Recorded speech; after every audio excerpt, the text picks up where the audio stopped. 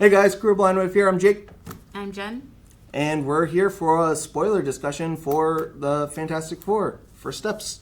If you haven't seen the movie, we have a spoiler-free discussion that is up, so make sure you go check that out. But yeah, we're just going to hop right into spoiler discussions. What I guess, the hell is Galactus? No, I'm kidding. I won't start with that is one of the things she asked right away. Let's do the thing that... So your experience with Fantastic Four was the... My most experience with Fantastic Four is the two movies from 2005 and 2007 with Chris Evans, Jessica Biel, Ian Gruffold, and Michael Chiklis. Yes. Yeah. So I've seen both of those. I've seen the 2015 one. I haven't seen that one. I've seen them in various cartoons. Mm-hmm. And that's about it. So it's not a lot more than what you have. And probably some comic animated movies and just stuff that I've ended up looking up just out of interest wise. I know you watched a lot of DC animation.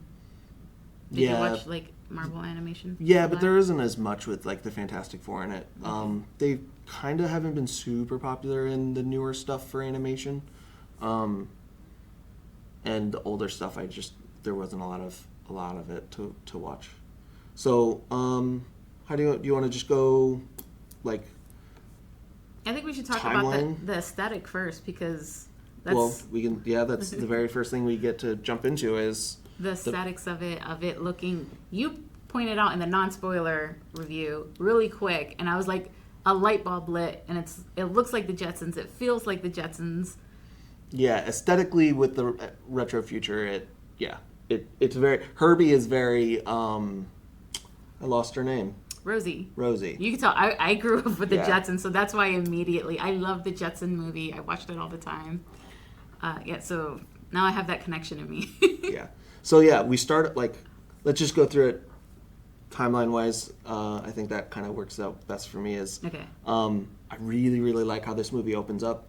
With them already explaining the powers. Yeah, we don't go through the origin. Mm-hmm. We don't have to... We've seen it a couple times with the other three movies.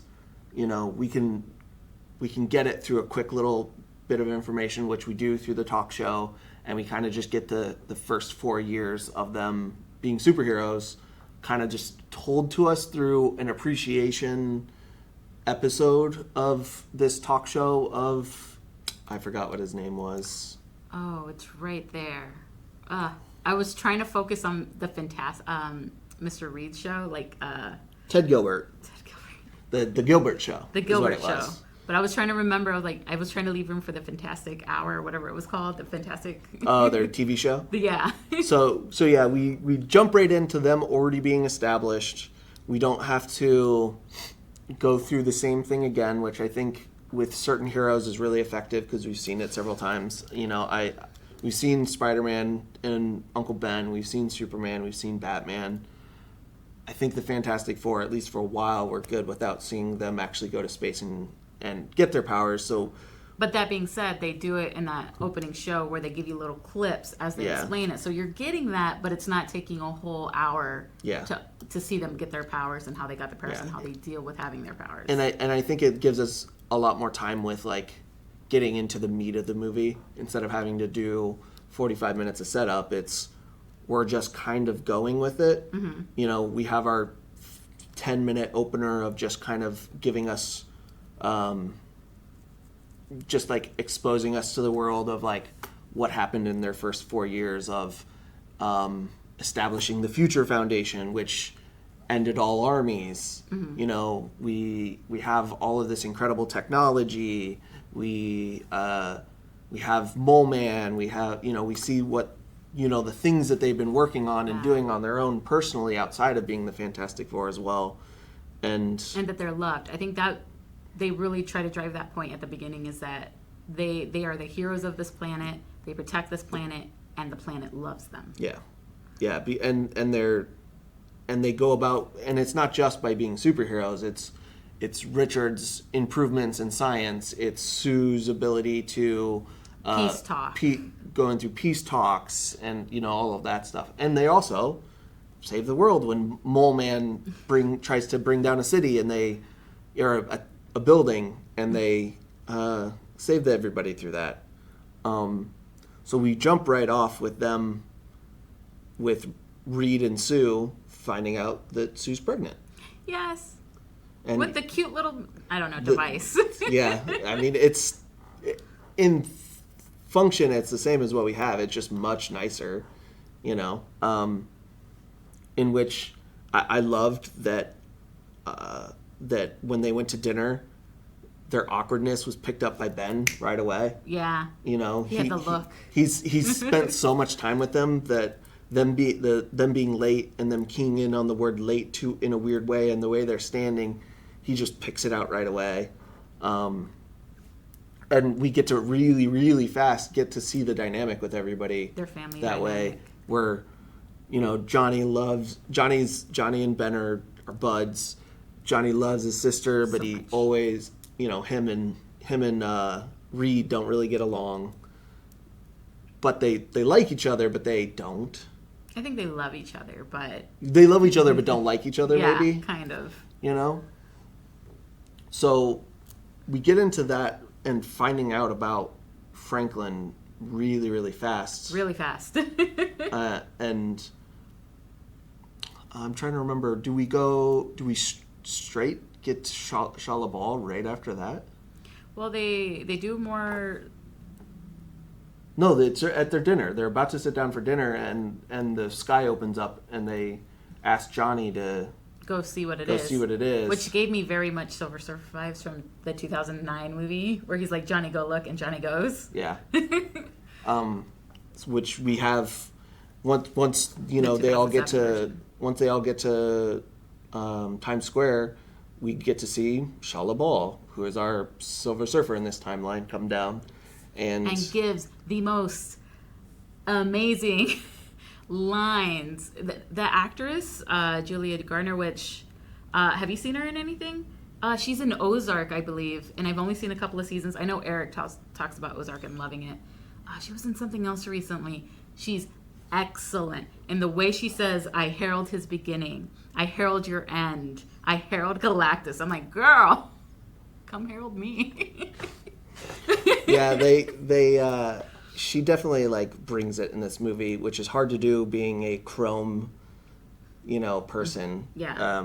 But Chrome and stoic. Yeah. Because while the thing is rocks and he's emotive, and it's hard to emote through the rocks, she's straight face. Yeah. She has been through some stuff, and yeah, I mean, who knows how long she's been the herald of Galactus, true. But I also like that before she gives the I herald your beginning, I herald your end, I herald Galactus, she also tries to turn she is coming to herald these things, but she's also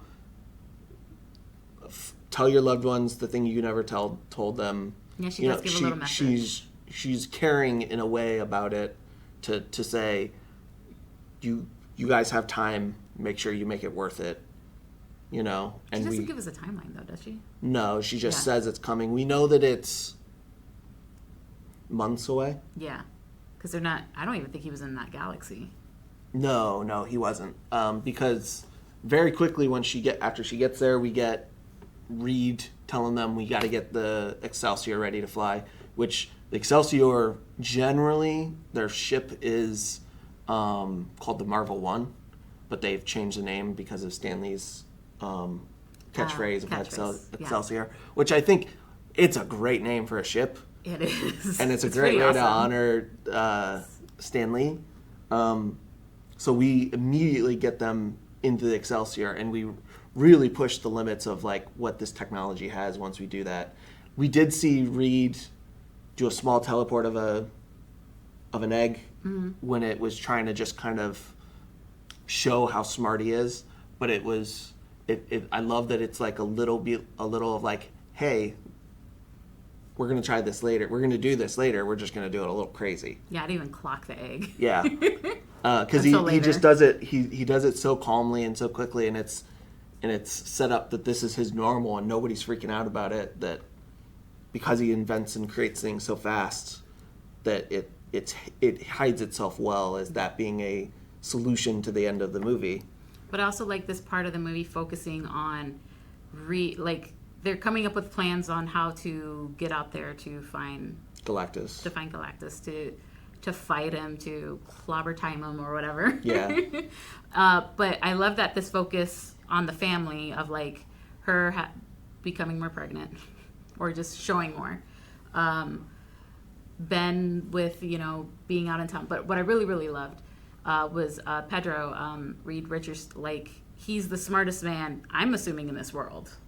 The smartest man. And he is struggling with the fact that the unknown causes him so much, I don't want to say depression, but like anxiety. Like this unknown is driving him to like figure out everything, to baby-proof the world, to baby-proof the city. And it's just this moment of, you see him going a little kind of cuckoo bananas, kind of like crazy, trying to fix this problem of like, how do I make the world safe for this kid? Is this kid going to become something else? Is this kid going to develop our powers? Is this kid going to hurt Sue being born? All this. And then we see the calming moments that Sue brings them of like, you can't figure all that out. Like, we just need to be here for the baby. The baby's fine. Look, she does this cool little thing. Where she makes her belly invisible. Her belly transparent. And it just shows the baby. It's so cute. Yeah. Which that calms them down. Which I had the timeline. Shalla-Bal doesn't show up until Sue's much further along. Yeah. So we do get a little like smash cut of like the next 7-ish months. Whenever she found out she's pregnant versus where she was very pregnant when they went up to space. But yeah, they really established that he has. I don't know what we call it, but he's so intelligent that he's always doing these equations, and it always puts him in. He always has to consider like the bad numbers to make sure that the numbers always end up good. He's always thinking of the worst possible. It's almost situation. Neurotic. Yeah. He's. And then you have to think, what does that do to a person who loves his family, you have to assume he loves this planet because he wants to protect it. What it does to a person to think the worst thing possible every time to make sure that worst thing doesn't happen. Yeah, I mean, he takes the world's problems on its shoulders because to him, and rightfully so, he is the best problem solver there is. There, so far that we know of, there's not been a problem that he has not been able to solve, and it's proven. He in his life at this point, it probably has proven time and time again that is true. That he can think of these things and he comes up with these things, and he baby-proofs the city by getting rid of 47 gangs in a single night. Yes. That he tracked over the time. Yeah. That he just acted like that was easy. Yeah, like it was a gift to Sue. Yeah. They're like, oh, we're gonna have a easy couple months because we've gotten all this crime gone, just like that. So all it takes is him dedicating his abilities to a thing, and it gets done. And the baby is something that proves to not be something he can solve, because it's unpredictable. as far as he knows every test he can run, but he can't know what tests he doesn't run because he doesn't know them. And forget the fact that it might be a fantastic baby, but like any parent goes through that of not knowing what's going to come from their kid. And I feel like any parent could relate to that. Yeah. I mean, it's like what every parent goes through, but times 1,000, because you have no idea what the cosmic rays changed your body 4 years ago once you got superpowers. He stretches and she turns invisible and create force fields and have telekinesis in some ways. Like, what does that do to a kid? Which, it turns out, for some reason, he is basically a limitless power, so like limitless being. Which we also learned in this time. Sorry, saying it. No. We also learned in this time that he feels like one cause of this is his guilt that he feels for not being completely prepared when they went to space 4 years ago. Yeah. And something happened where they got the powers. Yeah. Like the suits weren't able to protect them enough. Well, generally it's a cosmic storm that they didn't know was there. Yeah. It's not even a known factor. It's It was an unpredictable thing that could not have been prepared for. And that's the thing he fears the most. So he tries to prepare for anything. And then I just love the little moments of, like, Ben being, like, you couldn't have known. Yeah. Like, it's not your fault. Stop beating yourself up. So we get those moments that, like, this is what drives his character. And I just love that. I think the movie does it well. And Pedro acts it well, that I understood that immediately and I felt for his character. Yeah, you feel that there's, like, an underlying, like, torture and stress to him that kind of just always sits there, but it's because he wants to always do good and make sure that the best possible outcome of every equation happens. And another mistake does not happen, which is impossible to do. Yeah. It's just impossible. Yeah. So then we get, after we go through the time of them, you know, baby-proofing the house, then we get Shalla-Bal coming down as Silver Surfer, and we talked in the spoiler-free section of Julia Gardner just killing it. Yeah. Like, she served those lines. Well, but this was after that, though. Well, that's why I'm continuing on. Okay. Where once she comes down and gives her heralding, we get the first time of these people have never had a problem off-world that they've had to deal with.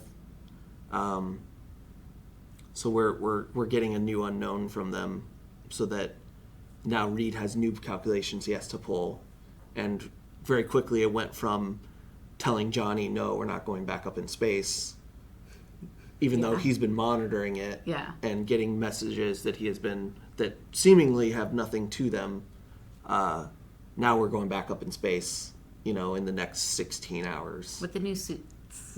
Johnny is very happy that he does get new suits that he designed. And sometimes it's hard to tell that Johnny is the level of intelligent he is in a lot of these shows. Well, when you're next to the most intelligent man. Well, yeah, because, like, it's hard. It's very easy to get overshadowed with some of them because some of their abilities are so obvious. Like, Reed is a super genius in terms of anything science or math-based. Sue was able to run the Future Foundation and be this politician. Ben is the best pilot, in the world, and we got that with the little snippet in the talk show. So we don't really get to, like, focus on what exactly Johnny is, like, what he brings to this, because Reed does say that he recruited the 4 best scientists he could. They just happen to be his best friends. But we start to see Johnny's intelligence with designing the suits so that they are new suits that are made for each of them.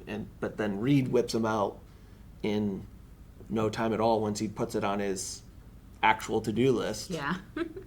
And then we get our Excelsior. Yeah.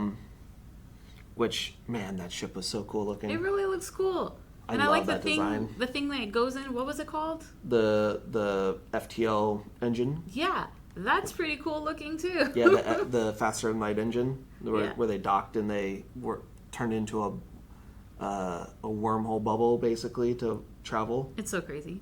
Yeah, I mean, it has to be. I'm going through the Clone Wars right now, so all I could think is those scenes. Oh yeah, where you're where you do hyperdrive. Yeah. Yeah, and I mean, sometimes it's hard to make those kind of FTL travel look unique in a way, but I really like the idea of, like, them distorting space around them in this bubble.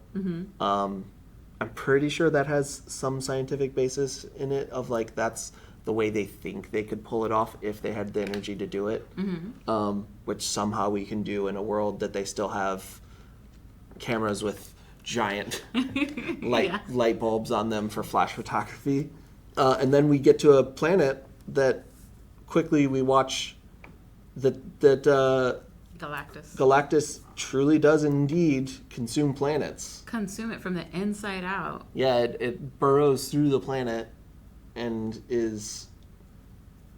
It was so... It basically is just turned into a fuel source for him and fed to him. Its design kind of... I guess, no, not... I was thinking it kind of reminded me of Unicron, but the fact that they're both planet eaters, they're very different in design. Transformers thing. I know Bumblebee. Yeah. So then we get into Galactus's ship, which Johnny already has had a moment with Silver Surfer at this point, in which he flew up to her and she said something to him in her language. Yeah. And he obviously is the one that they don't take as seriously in the group, and he had tried to express these thoughts to them, and they don't really kind of reciprocate it or take it as seriously because they're dealing with Galactus. They're dealing with Galactus, so I get it. There's like a very big pressing thing, and whatever Johnny didn't have enough at the time to like really grab onto yet. But it turns out that once he, saw her again and got to talk to her, he got enough out of her to make a... But I do like before that, like, they all was like, okay, sure. But, like, his sister was like, what is it? Like, she took a moment to be like, what is it? And he was like, this, and she's like, okay, let's see what you can do. Yeah, but we don't... Well, we got to put that on the back burner, though, because we don't have enough yet. We got to go take care of this thing that wants to take care of this world. Yeah. So, yeah, then we're on Galactus' ship, and we watch it kind of working to bore apart the planet and break apart the planet, which we get the moment with Silver Surfer and Johnny again, in which she tells him the translation meaning of what she said to him. Which was something along the lines of, like, die with yours, or... So, yeah, something... I forget what the line was. But the essence of die with your people, which I figured, like, when we learn her story later on, that's what she wanted. Yeah. And then we get to see Ralph Ineson as Galactus for the first time, which is... Yeah. Yeah. So I was like, I don't know who that is. He was in Game of Thrones. He's very famous for having a very, very deep voice, obviously. Which is what you need to do when you cast Galactus. And he is massive, in a scale that is hard to comprehend. And we, for the first time, find out that there's something different about Franklin and that we didn't know. First off, were you spoiled on this? On what? The price. No. I was spoiled, and I'm so mad because, as you get closer to a movie's release, more and more spots show up. And I guess on TikTok, I came across a spot that was international. And it was a spot of, I just thought, I didn't think it was going to continue. And he was like, what is the price? And they're like, your child. No, it was when he goes to the conference. And they were like, what did he win? They were like, our child. Obviously, we said no. And I'm like, no, I wanted to learn that in the movie. I've been around Blind Wave too much where I'm like, the trailer gave too much away. International trailers sometimes do that because they have to sell some of these movies a little more than No, I they do in completely America. understand why marketing's doing it. I just didn't need the marketing because I was going to see the movie either way. Yeah, I get you. So I knew it was coming, but it's still a gut punch to see it. Yeah. And for some reason, Franklin has the power cosmic, basically. Typically in comics, it's because he's a mutant, and sometimes that is different. But we don't really know why, which is interesting to me, and I wonder if that's something that we are going to explore later, of like why he has the power that he has. I think they will. Yeah, I mean, I would hope so. But we get I think the moments with Galactus we get are really, really good in that he's tired of this. Yeah. He's old, and all he has is this never-ending hunger to consume the essence of planets. And he is just a force of nature that has been doing this for billions of years. And he finds his way out with Franklin. He sees his end. Yeah. He's like, this is how this ends for me. Yeah. And it will be passed on to this child. This will become the next Galactus, and I can stop, and I can rest, and I can be done, and I can no longer be hungry. And for a villain, like, he's a very base villain in that the things he's doing are evil to us, but to him he just wants it to end. well, he wants it to end, but he's also just a function of nature that just exists that he can't really help. Yeah. Shalla-Bal mentions that he is just a function of the universe that just that is necessary and needed. He's like a hurricane. There's no malice in a hurricane. There's just a hurricane. I feel like there was malice there. That's all I'm saying. I feel like there was some malice. I mean, he doesn't care for the things he's destroying because that just is what he does and that's what he is. The only thing in that he showed malice is when they refused the deal and that he would devour the planet slowly. That's when he was offended because he was denied the thing he needs to end. But before that, he doesn't take joy in this. He's not doing it to gain more power or, whatever reason you want to give when you have a sympathetic villain or a villain you understand. He just is a function of the universe. I guess what I want, and maybe that might be my issue with the movie, and it's because, and that's my lacking of understanding Fantastic Four knowledge or lore or Galactus lore. I'm like, what is Galactus? What created him? Why is there this hunger? Who selects the planets? Well, she selects the planets. But the thing I'm curious on is why, if there's a reason why she selected the planets she did, because we really didn't get that. Yeah, because I would say, she's just going to pick the worst planets to get rid of them. The Fantastic Four planets seem pretty nice. Like everything is kind of peaceful there. I mean, we don't know what he requires. That's true. We don't really know. We don't know enough to really make a guess, and that's why I'm interested in. Yeah, I want to know more. Why she's picking the plans she did, and why is she? We figure out why she, or how she became this herald, but we don't know why she's choosing the places she's choosing. But yeah, he is, in a lot of ways, he is very much like a lot of versions of Godzilla, in that he is just a force of nature that exists to maintain some form of cosmic balance. We don't know why or how, but all we know is that he is older than our universe, and he is just, she says that he is a necessary thing that exists. Yeah, I just want to know what made it, I don't think it's a flaw that I don't know this. It's that I want to know, so I want more. Give me a second movie. Give me more Galactus. Yeah. Give me what created Galactus. Did something create Galactus? Did he create himself? Why eat planets?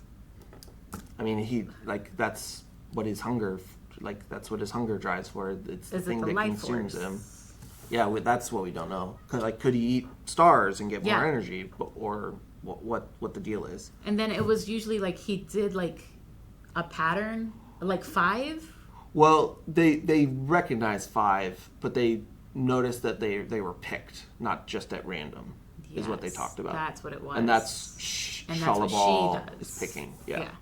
And that's where they realize that she picks when Johnny talks to her. Yeah.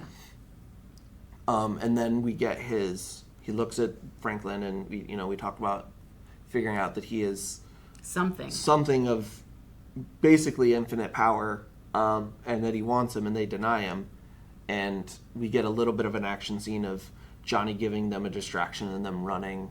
Johnny's so good. He just knows what to do sometimes, and it's great. Yeah. And we get a little bit of action of them running from the Silver Surfer and trying to get to the ship in time for them to fly away. Which I think this is a fantastic segment of just visuals. Yeah. Yeah, and we get some really the thing isn't super fancy, but we still get some really good views of what they can do in that. But the reason they're running is Sue goes into labor, so that she's kind of taken out of this fight, which he causes, right? Galactus kind of looks causes? like it looked like he caused or it. His eyes flared and he did a thing. So and then all of a sudden she had contractions. Yeah, and I mean he is a cosmic being that. Planets are his fuel, and he can create the Silver Surfer. So what he can do is kind of limitless. Yeah. But yeah, we get a really great scene of them trying to get away from Shalla-Bal, and that, like, just at the last second they get into the wormhole. Yeah. But then, and they're like, oh, we lost her. And she's following them. Yeah, she's faster than light, which she has to be to get across the universe the way she does. Yeah. But they're not prepared for that, and I love that Sue is so tired of it. Her political, like, her planning is just, she just goes, Johnny, kill her. And Johnny Johnny looked like kind of like taken aback from that, and she's like, she's trying to take your nephew, kill her.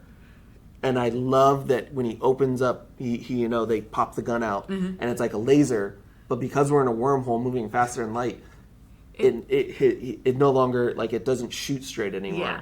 And they're mad at Johnny, and he's like, I can't help this. I'm trying. I can't really plan the way that this is going to work. Yeah. But, eventually he gets the full loop-de-loop hit, which is so cool. It was so cool. And I love that we get to watch them all do what they're great at. Yeah. In that Reed comes up with calculations in a solve in a second, while Johnny gets to do his shooting, and Ben's not flying really at this point with the wormhole. Yeah. But as soon as we come out of the wormhole at the black hole, basically, we get to see Ben fly, do his fancy flying. Mm-hmm. And man, all the visuals of the black hole just look so cool. Yeah, it's terrifying, actually. And I love that their plan was, they're not trying to kill her because they don't even know if they can, but we can trick her and get her caught to where she's stuck there for a month trying to get out. I also like how they kind of solve this moment of, like, Ben. I'm hoping I'm getting names right because my brain it's late. Ben is like, you want me to get close to it? It's gonna suck us in. And Reed's like, just trust me. And at that point, I'm like, yeah, I trust him. You don't have to explain to me how it works. It's just gonna work because Reed's gonna know. And Ben did, but it's like that's a big ass to fly at a black hole. Yeah, especially with a ship that was messed up from the tractor beams. Yeah. And part of the plan is they have to destroy their FTL drive. Yeah. Which I do love the plan that, like, he needed 30 seconds of invisibility from Sue, but we don't hear exactly what he needs. Mm-hmm. So Sue starts to make it invisible, and then they kind of hit a cosmic dust that we kind of lose visual of them. Uh-huh. So then we come and we look at it from Shalla-Bal's perspective, and we see the drive, and you're like, okay, she hasn't fully made it invisible, and they trick us. Yeah. And that she gets to it, and it breaks apart into the black hole, and you're like, holy shit, what'd they do? How are they going to get away from that? And she's stuck, and she starts to stretch, and the time dilation hits, and we see that they decoupled and left. And it's just fun to watch Reed come up with these crazy ideas on the fly, and just the math works out, man. It's gonna work. I'm gonna trust Reed every time. Yeah, I mean, it's hard not to when he's right every time. Almost, yes. When wasn't he? You're right. Actually, yeah, you're right. When wasn't he? Yeah. And then, but we also get to highlight how good of a pilot Ben is there, and that he knows, okay, we don't have the juice to get back home. I can slingshot us around this. And then he's like, I can do it, but he needs the information from Reed to tell him exactly what he needs. And I think we got a Back to the Future reference in that we needed to get to 0.88 of FTL as they wrap around, the 88 miles an hour. I don't know if that was intentional or just a number they picked. It was time dilation. She was going to be stuck there he calculated in that second that she'd be stuck trying to get out for a month. Yeah. So I'm just saying the 88 number. I don't know if that was like an intentional reference or maybe just because I've watched the movie recently that it feels intentional to me. Yeah. I want to back up 1 second because there was a terrifying moment of, like, before they FTL, faster than light thingy. Like, the Silver Surfer almost gets them. Yeah. She's inside the ship with them. Her fingers are reaching for the belly. No, her fingers are inside the belly. And then they, like, zip out of it, and so she gets sucked back out. I thought that was terrifying. Great moment. Mm-hmm. I don't want nobody's... No. That's scary. Yeah. What was she going to do? Pull the baby? Hate it. Hate every second of it. Galactus wanted the baby. Ugh. So yeah, we get away, and we find out they've been gone for a month. Yeah. When they get back. Which then they have no time to work, but then they have time to work because it takes Galactus. is so slow. We don't know how long the heralding is supposed to be. You know, we don't know if he's got like 3 planets ahead in the queue that he has to get to. I feel like he's like, F the queue, I'm going after that baby. Yeah, but to being that old, months is nothing. You know what? Yeah, you're right. Yeah.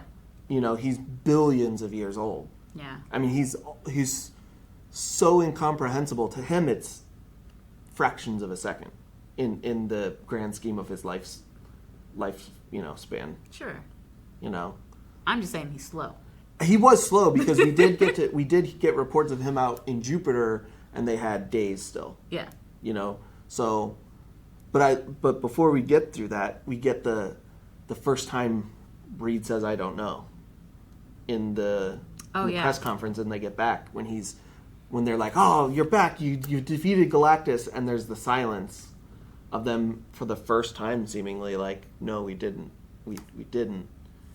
And the planet. And then Johnny speaks up. We didn't yet. Yeah. Because it was Ben that says we didn't. Johnny goes, not yet. Yeah. To give hope still, and I think he still believes that they can defeat him at that point. And Reed, surprisingly, told them the entire truth of the deal. Yeah, which I mean, you go.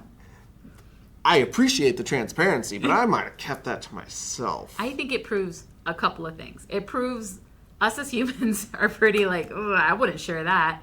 And that Reed is either he's in shock at that point, but I feel like he's too smart to be covered by shock. I mean, I don't think there's a such thing as being too smart to be shocked. Yeah, for something like shock to hate you. But also like how pure like this world is. Like I feel like that's how they always were. We're transparent with the people. Yeah. I mean, they at this point the trust was so implicit and so full. Like their world it's not quite a utopia, but it's because it's close. Yeah. I mean, there's no militaries anymore. Yeah. You know, so that means no wars.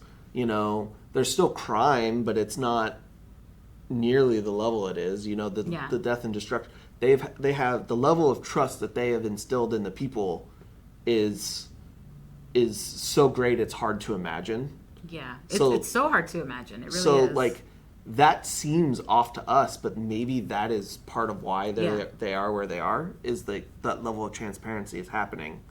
Which I think they proved later on in the movie, like it was the right move. And it wasn't just Reed, Sue also has that. Yeah. Ben also has that. Johnny also has it. And like, did I say the names right? You keep on looking at me, okay? No, I'm just listening. And I don't know. It just feels so weird. I feel like leadership today wouldn't do that. Yeah, I mean, to get to the place where they're at in the world, it's not even leadership. I feel like a normal person wouldn't do that. No, but that's what I'm saying is like their world is so different and their reality is so different than ours. It's like very difficult for some of these things to like make as much sense because it's just as different as Galactus is to people. Yeah. You know? Yeah. But we get the first I don't know out of Reed, and it's such a common phrase to hear, and people in real life should say it more and be more comfortable saying it. Yes. But I agree with hearing that it so from much. him, watching him figure out how to lose this faster than light flying intangible being in a black hole in 30 seconds and figure out exactly the point that they need to whip around the black hole to get speed enough for faster than light. Him saying I don't know is a shocking moment that you're like, him having doubts is really, really a lot right now. Yeah. And then we go through and them trying to figure out what there is to do. And Johnny starts to put together and he finds that like what he can do, and he thinks he's got something. And we get to watch him go back and just listen to the recording he had on his helmet. He deciphered a language. Yeah, and like that's insane. And show Sue and say, this is what this means, and then him start to work on it, and he deciphered quite a bit of a language and learned how to speak it. Learn to speak it. That's crazy. 5 words? Yeah. Yeah. He had 5 words to make the basis, and then I think it was like 28 recordings that he took and learned the story of Shalla-Bal and translated a story and somehow put all of that stuff in a recording.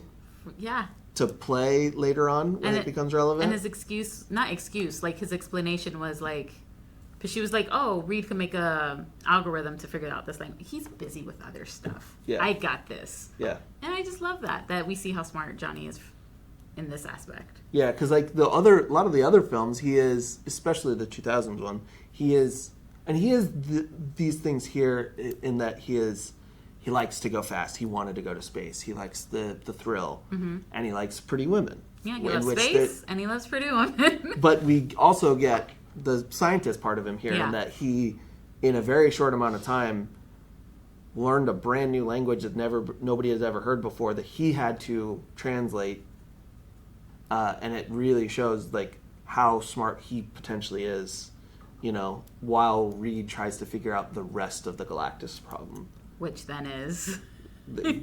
causes some stress between him and Sue, which their chemistry throughout all of this is incredible. So watching them have the moment where him being who he is causes her pain sometimes is really, really hard to see. But it's real and it's raw. And it, when you're with someone long enough, sometimes them doing some things that come natural to them are painful, but you got to work through it, and that's what they do. And that he, and that's where he gets to talk about he has to do the hard math problems. Yeah. He has to think about the worst of the worst so that he can solve it, and how much that weighs on him, but how much him having to live in that mindset weighs on her. Yeah. And it's an impossible thing to ask him to not do it, because it's just, he can't. It's second nature then. That's how his brain works. It's not even second nature. It's nature. It is his nature. That's true. Yeah. His brain is so active that he's doing these things without even realizing it. And she clocks it from him trying to be empathetic with the crowd that's outside that's upset. He has empathetic words of like, it's logical and ethical. Ethical. I think that was the word that stung. For her. Yeah, I can see that. But he's also not wrong. Yeah. In that it's, and this is where ethics gets weird, is you're talking 7 billion people compared to one. It's the railroad, right? It's a giant trolley problem. Sorry, yes. But this is, technically Franklin, as far as I know, wouldn't even die. It's just they would lose him. He would be... Did you guys hear that? Sorry. People are outside. People are outside. But yeah, they wouldn't even... nobody dies in the Franklin problem, but they lose him, and that's just not... Yeah. That's too much to ask. Yeah. And they lose the future of him, of what he could be, because this future is him being Galactus. Well, they don't even know if they believe the cosmic stuff yet. Yeah, that's true. Galactus said it, but there's no evidence of it. They keep testing and they can't find it. But Galactus did say the kid is hiding it from you. That's true. I forgot about that. You just shocked me. He's hiding his nature. Yeah. But and Reed has to struggle with the trolley problem, where Sue, it's not a problem. Mm-hmm. There is no problem. There is no question about it. That's your baby. Which, yeah, I mean, it is. And asking a parent to give up a kid for any number of other people is impossible. Yeah. You can't. You're hardwired to not do that. Yeah. Most of us. Yes. But then we get the great moment of her confronting the angry mob. Yeah, I didn't see that coming. I really didn't. Yeah, see that coming. I didn't. And when she stepped outside, I was like, oh no, how's this going to play out? Like, I know. what do you do in this moment? Like, these people at that point, these people are beyond reason. Yeah. You know, because to them it's the opposite. Is it's one person and you're fine with all of us dying.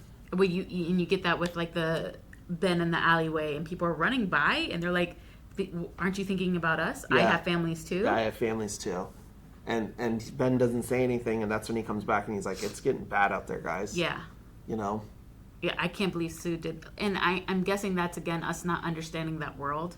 That she felt comfortable enough to take her child out there. Like in my mind.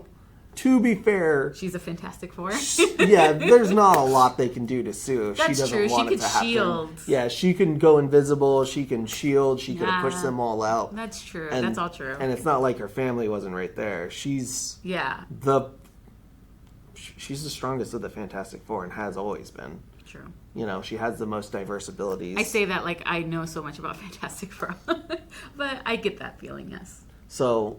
I don't think there was a physical worry. I did think that there might have been an altercation in which she had to use her powers to protect her and her kid. thought so too. Like, that's where my brain went. Yeah, that's where my brain went too. This is going to be an altercation. There's going to be a fight. Yeah. But she gave a great speech about she did. Them all being family and them. I refuse to give up him for you, but I also refuse to give up you for him. And that they're all a family, and the planet's their family together. I didn't think this movie was going to make me cry, but it made me cry. You're making me cry now, and I hate it. And I love that speech is the one that gave Reed the idea that we're gonna ramp up our egg experiment on a global scale. Yeah, but I also want to focus on that moment of like the people just responding to that. I mean, when you have somebody that's built up that much trust in, over the last 4 years, you know, and she comes out and she says, "We're not abandoning you. Sorry, guys. we're not abandoning anyone. This is we're just not going to play the game. Yeah. We're just going to play our own game, and we're just going to win. Yeah. You know, which I think the world needed at that moment. Well, their world, definitely, yeah. Their world. Well, yeah, that's what I meant. Their universe, their planet. Yeah, and then Reed realizes that, I can do this, but it has to be a global effort. And that only works because the Future Foundation was what it was, and her speech worked the way it was. But this is there's little issues I have with the movie, which is the Galactus thing of me not understanding, but maybe that's due to my lack of knowledge of Fantastic Four. The second thing is, like, the time that's passing in this moment, I'm not quite grasping. I'm not quite grasping how much time it was since they left Galactus. I'm not grasping how much time they've been there trying to fix issues. I'm not grasping the time between they landed, her doing the speech, and then her doing the speech, and then building all the things for the new plan. I mean, it was obviously weeks, because at one point they said they had 36 hours left. Oh, shoot. Okay, because I'm like, how are they building this across the world? This must be months. Yeah, I would say it's probably over the period of like several months. Because at one point he talks about the power issue. Yeah. And he talks about needing to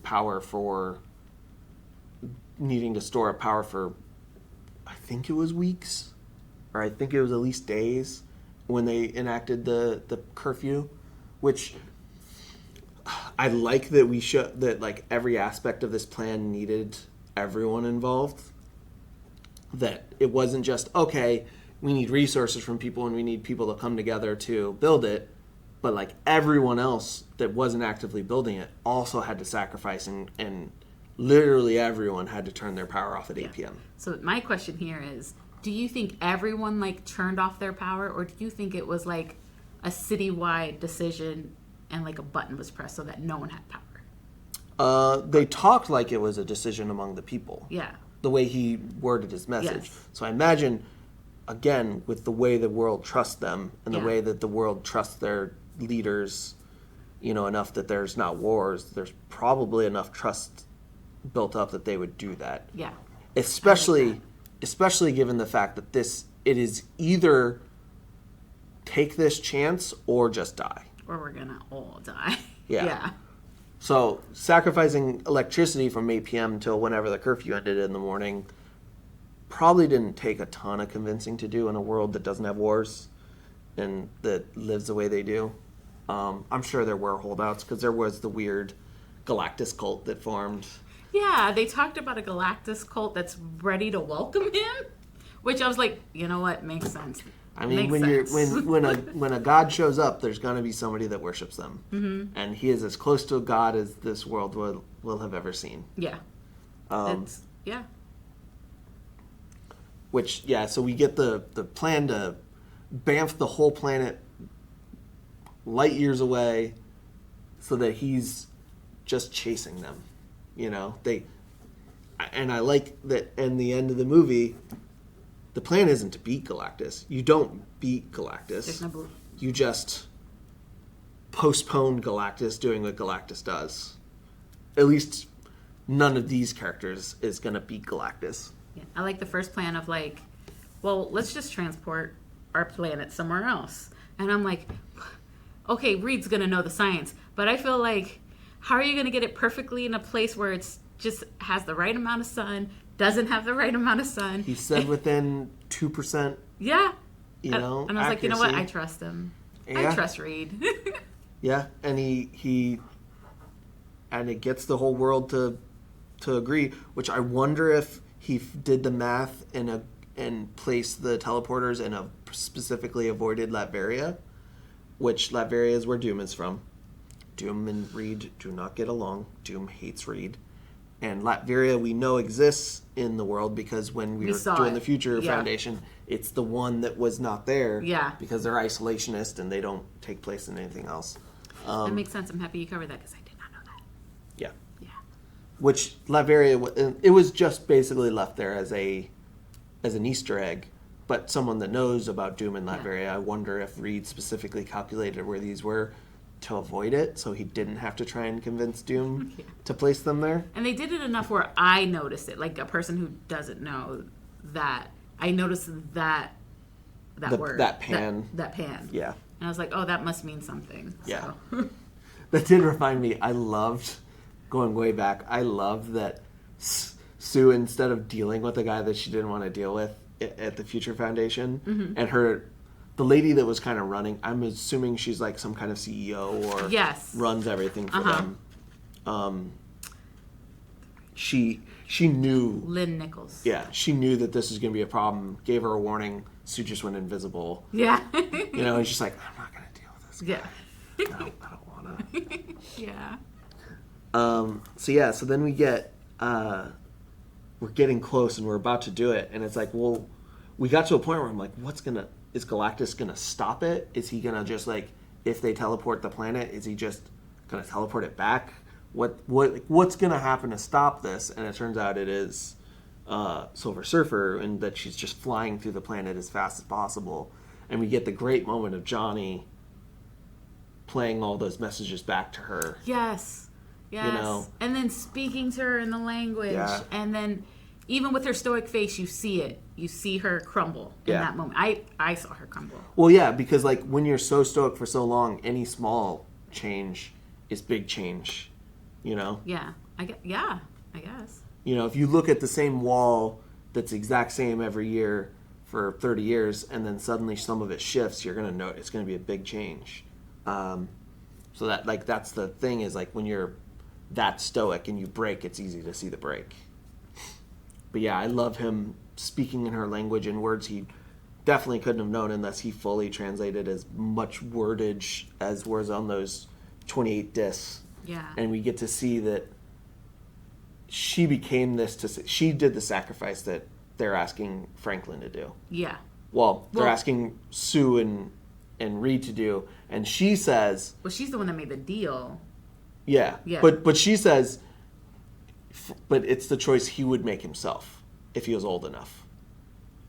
Because she did. Yeah. And Franklin probably would once he's old enough.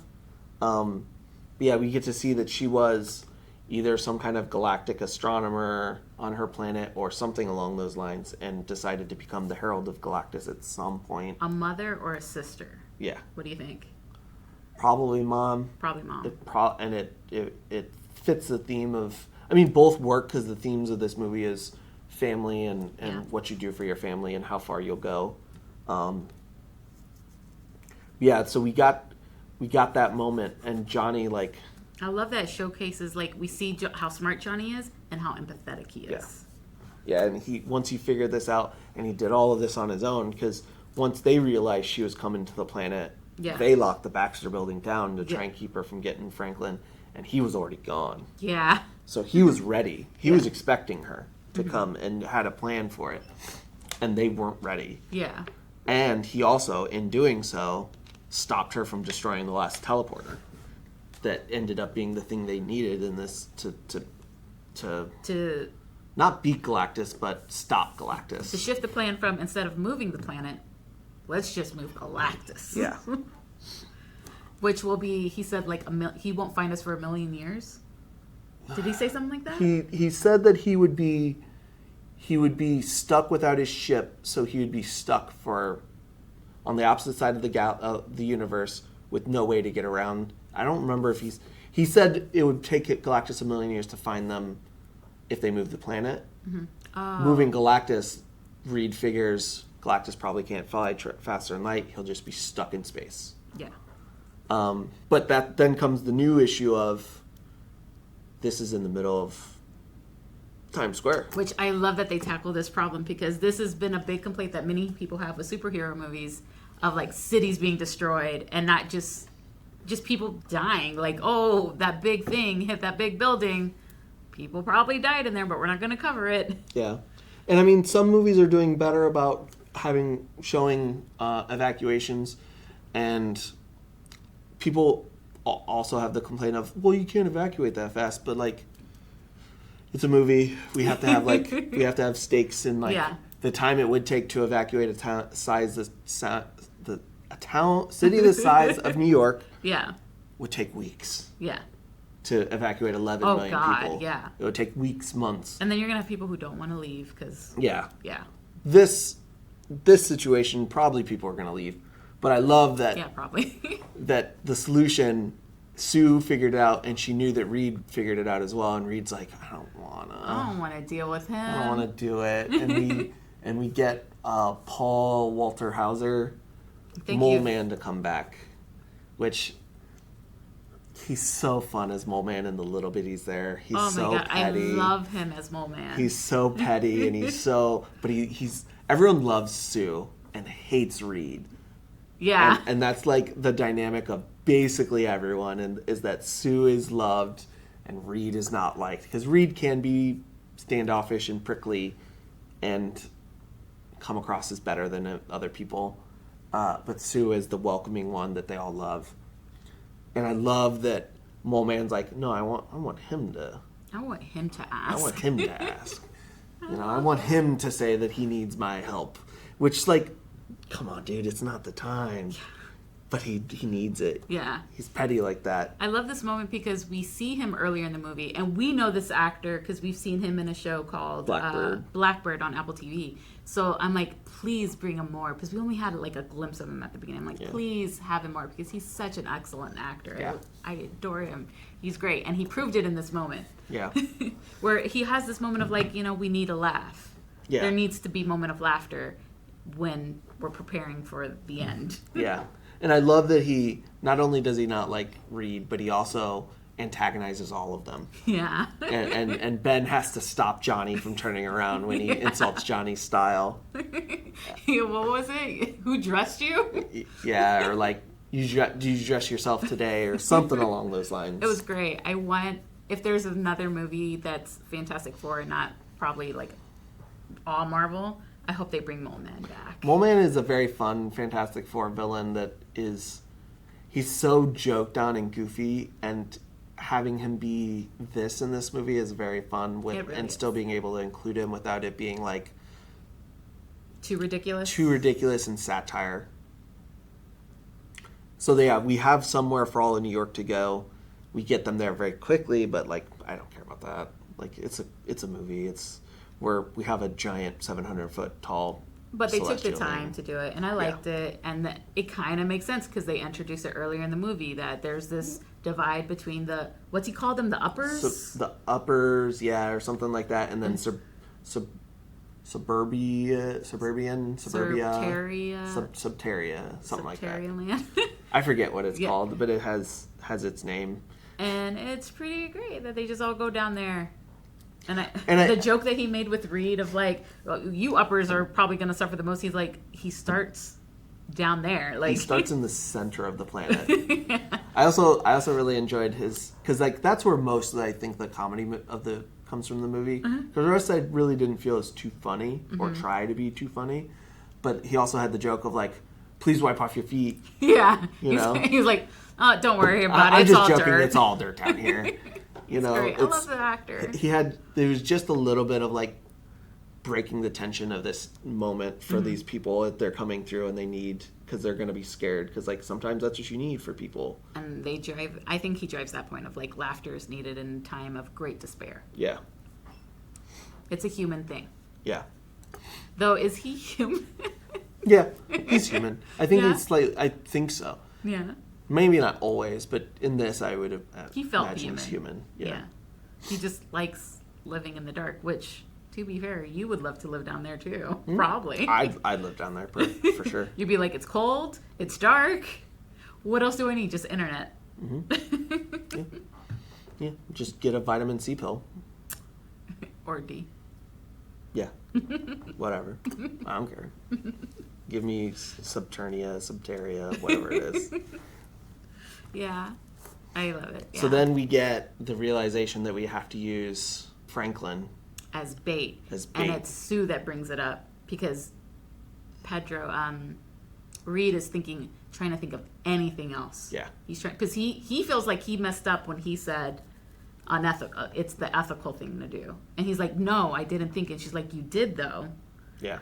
So I think in this moment, he's like, I'm doing anything to not say it. And Sue's the one that's like, we have to use Franklin as bait. Yeah, and it's after the other two. Like, she makes him say it because she knows he thought it, and she knows it's the only way. And the other two are fighting, and she's the one that's like, we got to.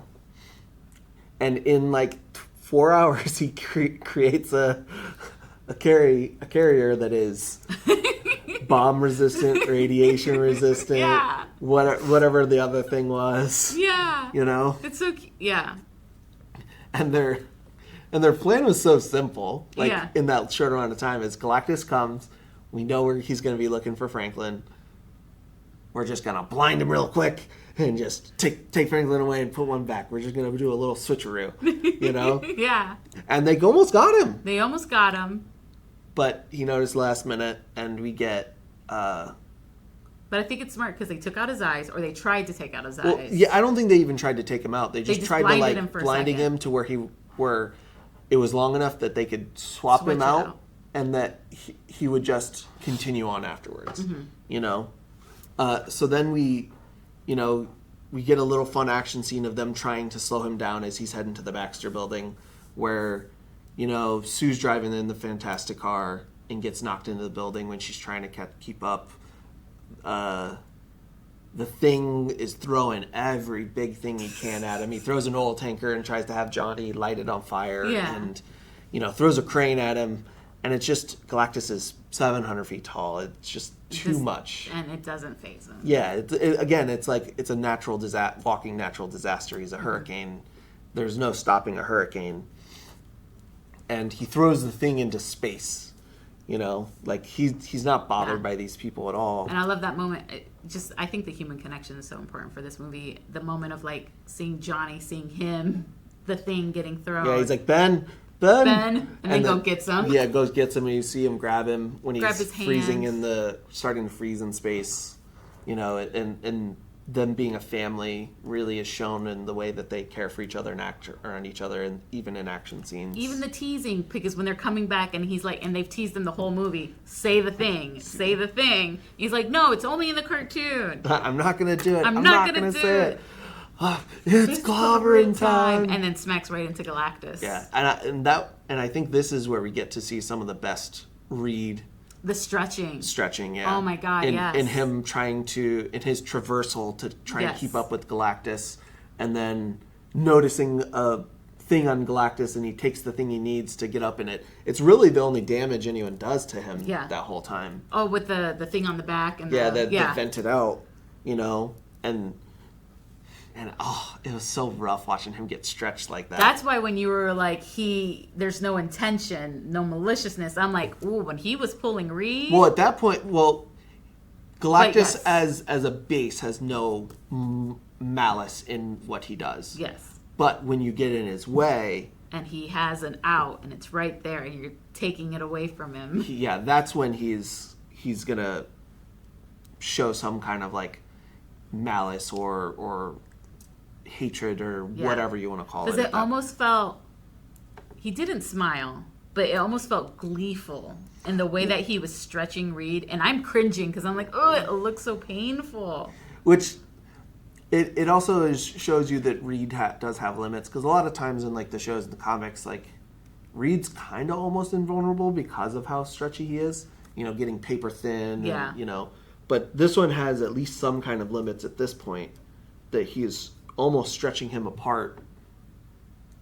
And then that's when Ben hits, and they're all like kind of hurt and down. Oh yeah, because it's the clobbering time, and that's how he lets go of Reed, right? Yeah. And then he ignores them because they're all down, and goes and grabs Franklin, in which H.E.R.B.I.E tries to protect him. H.E.R.B.I didn't step, but he rolled in the way. You're not getting Franklin. And puts the security windows down. Oh, H.E.R.B.I. Yeah. I thought he crushed H.E.R.B.I because he grabbed Franklin. He might have. But no, we see H.E.R.B.I then. So. Yeah, but they can make another one. No. Okay. H.E.R.B.I survived. H.E.R.B.'s fine. Obviously. Duh.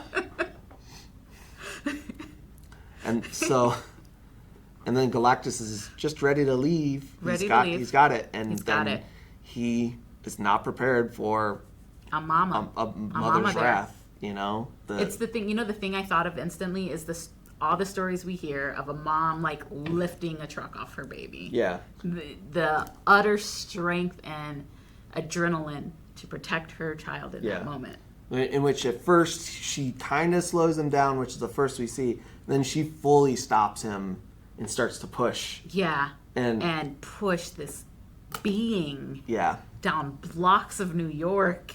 Yeah. And Reed tries to stop her, but quickly realizes he can't convince her that otherwise. There's no convincing her. She's going to do this. And if it was the other way around, he would be doing it. The only thing that they can do in this moment is make sure that what she's doing succeeds, and they can help her do it as much as possible. So then he sets the plan of like, Johnny, do the Yeah, Johnny get to the controls, and then he takes off, and he just leaves Ben to do it because he knows Ben's going to be there to help Sue whatever. And, you know, in her effort to push, Galactus gets to grab the building, and you know, Sue starts to struggle again. And I loved it that he, in that moment, he quits calling her Sue, and he goes, "I got you, Susie," and just plows straight through the pillars to knock that building down. He's like, "You're not, no, she's pushing you. You don't get any help. Yeah. I'm taking away your help. F this building. Thank God we evacuated it." Yeah. Because F this building. Yeah. And again, it's a thing of we don't beat Galactus. Yeah. We just delay Galactus in that we pushed him into the thing and he's gone. But then he's back. And Sue already was getting me because like Last Stands work on me. Like Mom's Last Stands. Mom's Last Stands, or like just really anyone taking a last stand and just going to the end.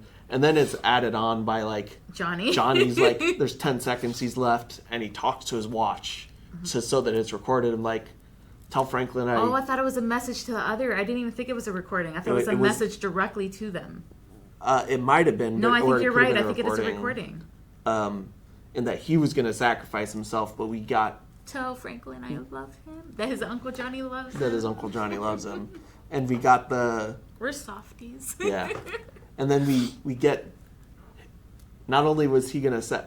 He didn't even have to sacrifice himself because his pleas to Shalla-Bal worked and his plan and what he worked on and what he put together and figured out, ultimately, the sacrifice he was about to make, she was like, what I did probably wasn't right. Yeah.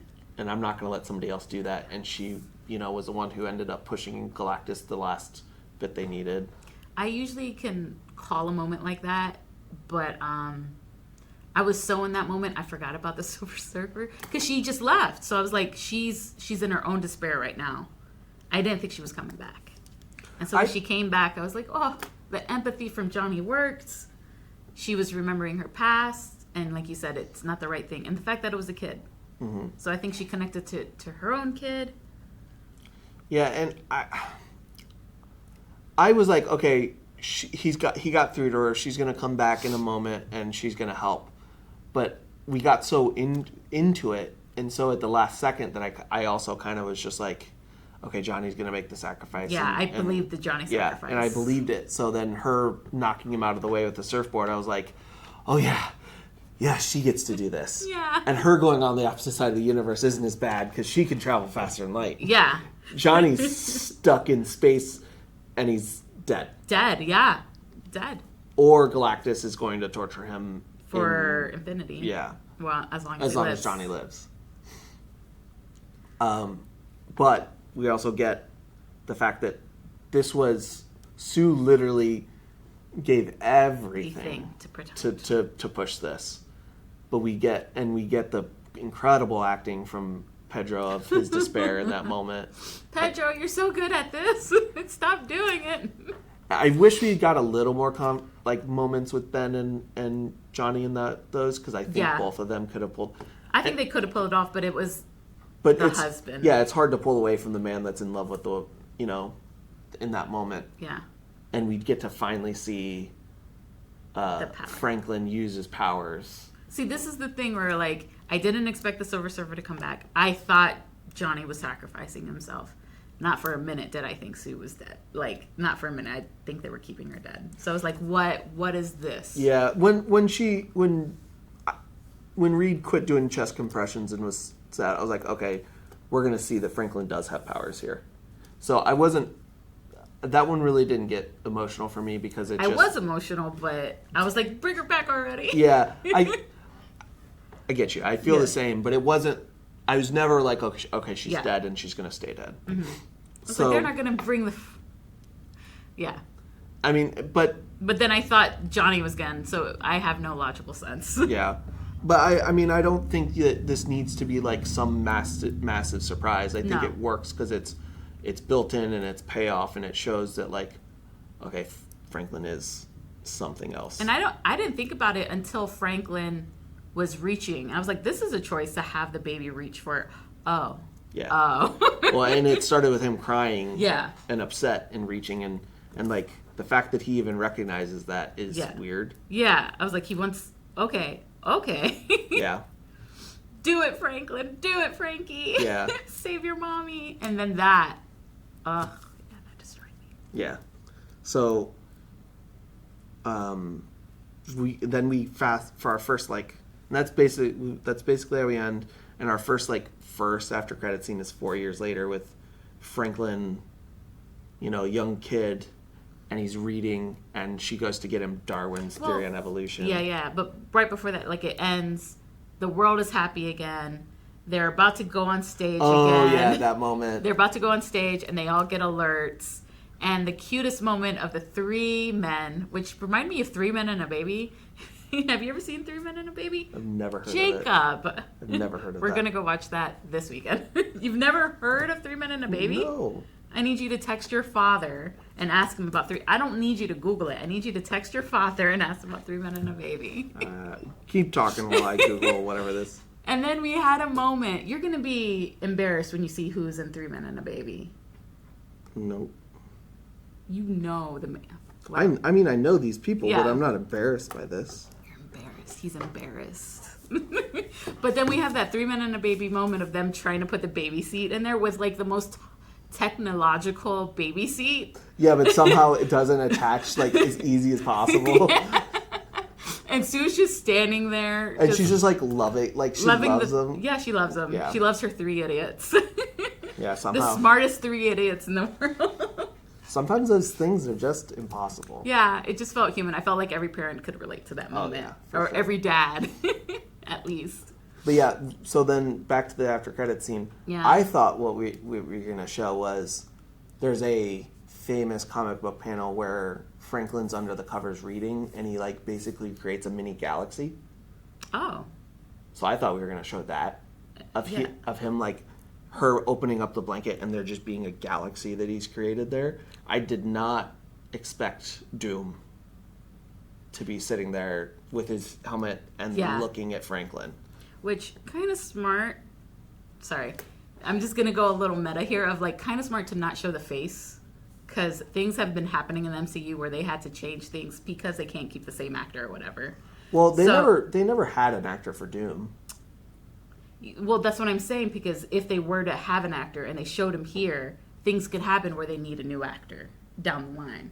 Well, we know who's going to be Doom. Well, do we?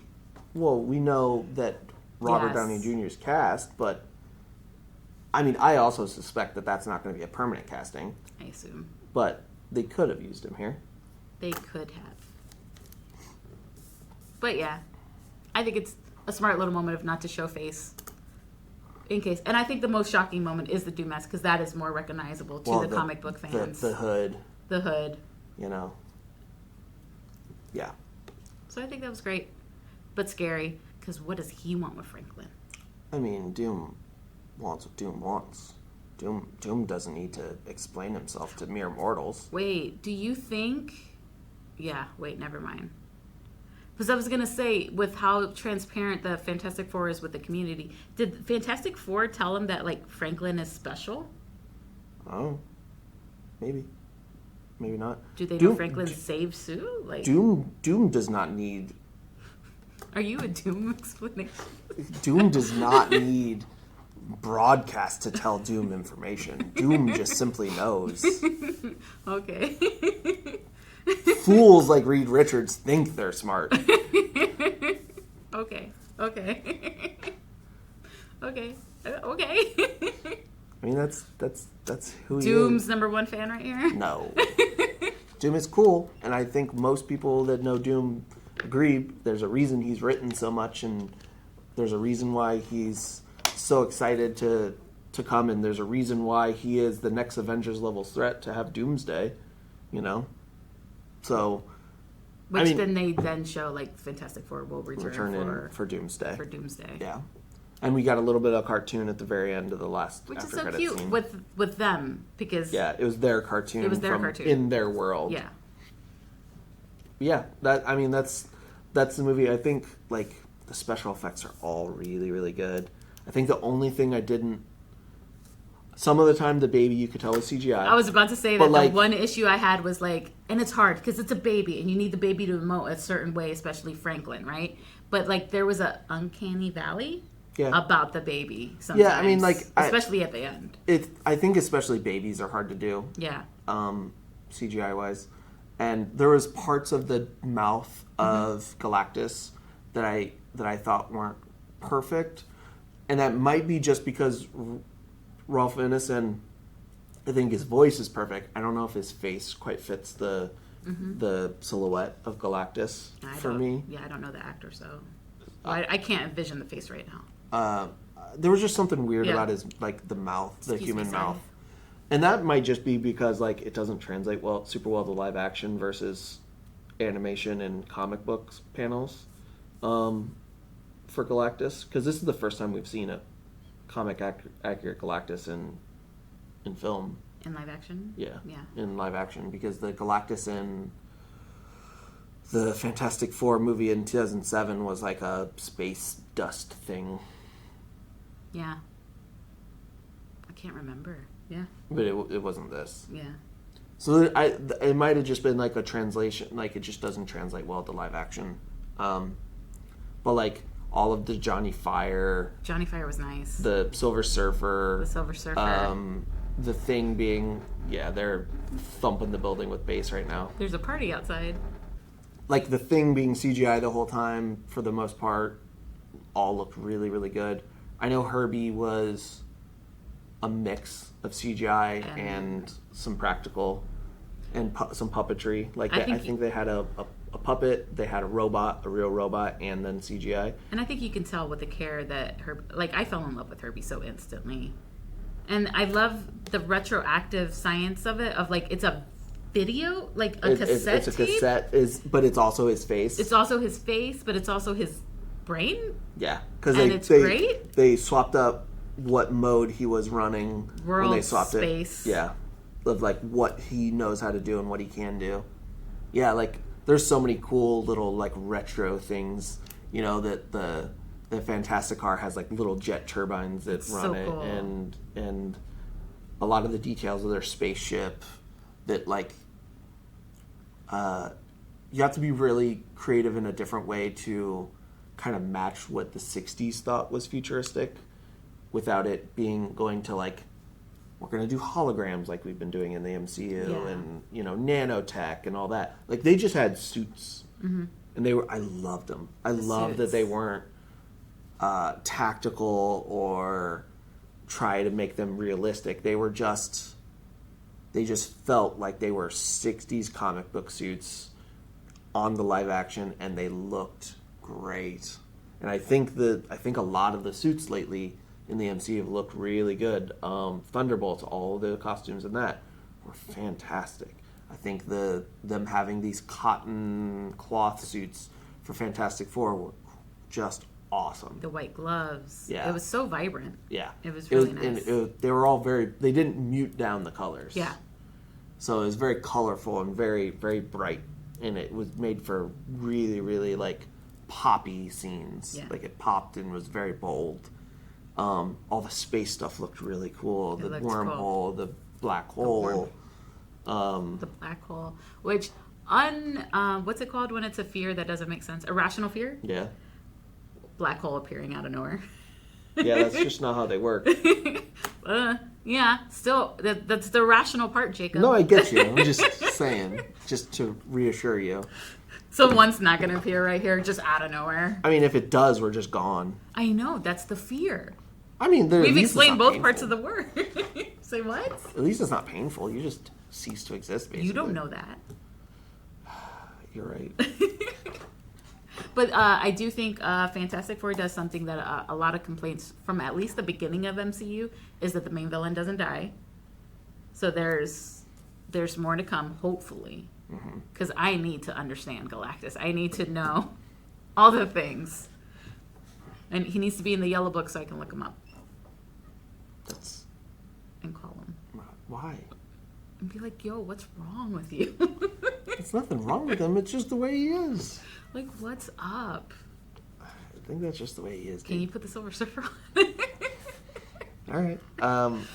I think the casting was all incredible. I know Fantastic Four was fan casted like crazy. Oh, and I think God. a lot of the fan casting would have been really good. Like Raul Coley. Oh, Raul Coley, I would have loved. We got a little bit of the John one Krasinski which he was Multiverse of Madness, which he was cool. I thought he was cool. I think he would have been really good in this, but I think Pedro was just fantastic. He's so good. I'm such a big fan. I think he can act. His little finger could be on and it'd be excellent. He could read the dictionary and it'd be great.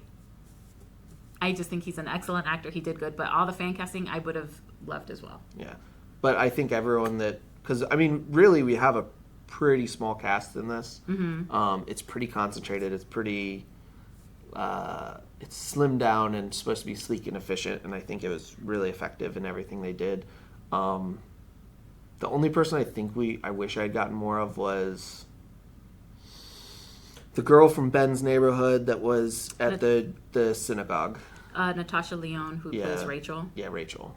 I think hopefully we get more of her in the future because it's Natasha. You don't cast. Well, maybe you do, but. Well, the thing that I'm surprised at is I thought we were probably going to end one of the end credit scenes was how we get this timeline into the sacred timeline. Yeah. But we didn't. Jake kept on talking about before the movie. He's like, I think it's going to end with us Yeah. With them being together already, like at the end. I thought it was going to be some Franklin nonsense saving the day, but his saving the day was merging timelines. But I was wrong, and we stayed in this timeline, which is 828, the birth date of Jack Kirby, which was very cute. I think that was really nice. I think when they were going to transport the planet, I was like, oh, this is how. This is how. Oh, we're just transporting Galactus. Maybe the family goes in there on accident, and then that's how they get. But it just never happened, so I'm like... Yeah, we're going to have to figure out in Doomsday how it all starts to connect. Trying to think what else. But I do want to talk about the cast. Pedro Pascal, most people know by now, but if you loved him in this, check out The Last of Us. Check out some other movies he's been in lately.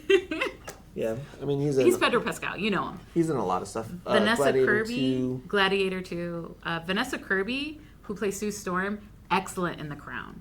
Watch The Crown. She is there's a lot of standout in The Crown. She was the standout for me in The Crown. Eben Moss, great in, if you're not watching The Bear, watch The Bear. He's so excellent. We love Cousin. Joseph Quinn, of course, Stranger Things, and The Quiet Place, Day One. He was in that. He was pretty good in that. I like that. He's in other things too. I just love the cast. Like Julie Garner, like I said, Ozark. Check that. Like I love my big thing is if I fall in love with an actor, I like seeing a lot of stuff they're in. So like if I fall in love with Jessica Kirby, I want to see all the stuff she's in, and so I recommend checking out The Crown. Natasha Lyonne, she has a few Netflix shows and it's pretty good. She's in Orange is the New Black. She was in like American Pie movies. That's where I recognize it. Like that's the one I always go back to with her is like because that's probably the first thing I saw her in. Yeah. And then Paul Walter Hauser, which he's excellent. He was in the Apple TV show Blackbird. If you can watch it, it's so good. And it's not the same character. It is not this mole man character. He is terrifying in it. And he's excellent. I think that's it. Like everybody knows Mark Gatiss. But I just love talking about cast and how good they are. And I loved Vanessa as Sue. Yeah, and I think like I like that the theme of the movie was like obviously the first family of Marvel is going to be about family, but I like how it tied into the way that Sue looks at the world as her family. Yeah, and that there is no option other than to protect them, and the steps they'll take to protect everyone and their own family in terms of like the theme of what they're going for, and. I'm just excited to see more. I said it in my initial stepping out of the movie theater. I think 2025 with Thunderbolts, Superman, and this might be the single strongest year of comic book movies. I can't think of any that like definitively tops it. I know like Infinity War was a really strong year, and for me Infinity War is like one of the peaks of comic book movies, but I think this one is just consistently incredibly high quality with those three. And then I didn't love it, but I don't think Falcon and the Winter Soldier was bad. I think it was all right. I think it obviously felt like it had some definite reshoots and very very much was structurally had to be redone very very quickly, but I still don't think it was bad. Yeah, I don't think it's a bad movie either. We have three incredible comic book movies and the one that was fine good. That came out this year? Yeah. Oh. Came out this spring. Oh, I forgot. I'm pretty sure. Yeah. So like we're batting real good this year, and it's going to be a year that I think is going to be talked about as a top comic book movie year. If you haven't seen Thunderbolts or Superman, I would also say go do those to complement and just experience how good this year was for comic book movies. And the guys reacted to Thunderbolts. So there's that. Go watch that after you watch the movie. Yeah, and we did a review for Superman, and they'll be reacting to that when it comes out. Same with this. And just like I said in the non-spoiler review, make sure you let us know what you want us to see. Yeah. Anything else? I think that's it. I enjoyed it. I hope you guys enjoyed it too. All right. I really liked it. Well, next time then. thank you for joining us for this spoiler review of Fantastic Four First Steps.